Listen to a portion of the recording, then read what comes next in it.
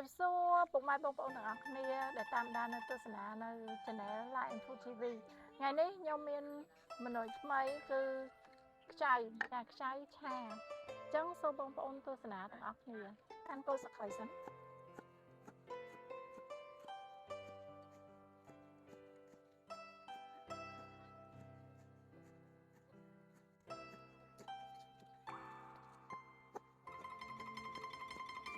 chẳng hành một đêm chả một đêm nhưng đáy chẳng hành tôi sẽ đá bà này chẳng cho tôi mà tôi chẳng hành sạc rồi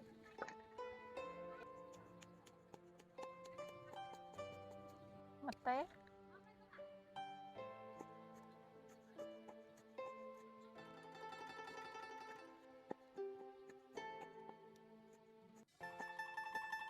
đang trong chừng chừng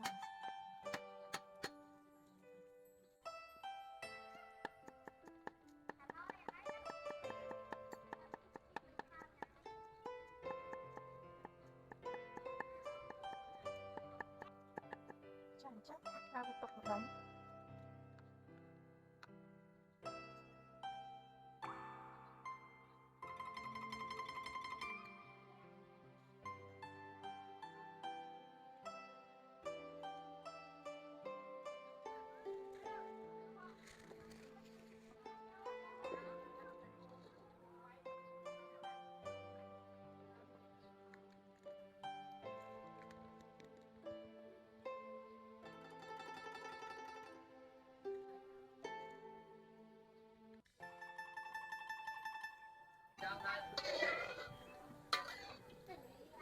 ដាក់មុនគេគឺខ្ទឹម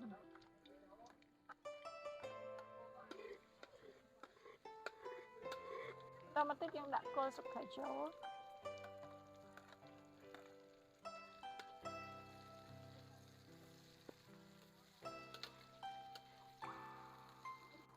ចាំបន្តមកតិចយើងដាក់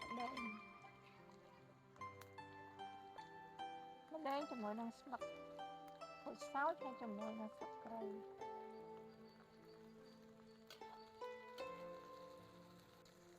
បន្តមកតិចយើងចាក់ម្ទេសចូល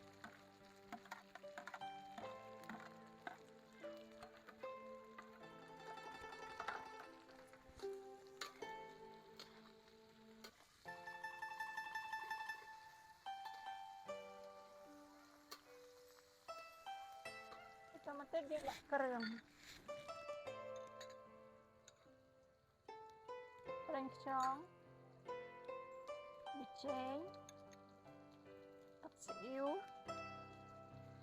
ស្ករស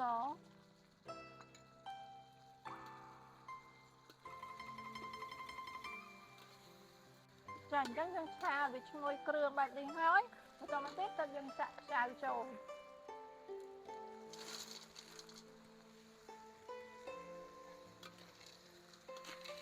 យើងកូរច្បល់វាឲ្យចូលទៀត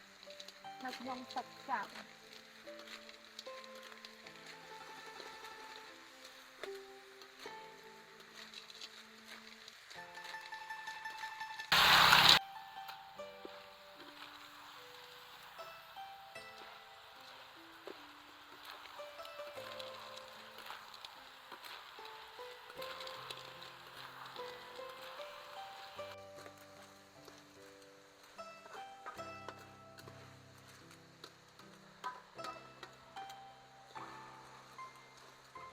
ចាអញ្ចឹងយើងឆាត្រឡប់វារហូតដល់វា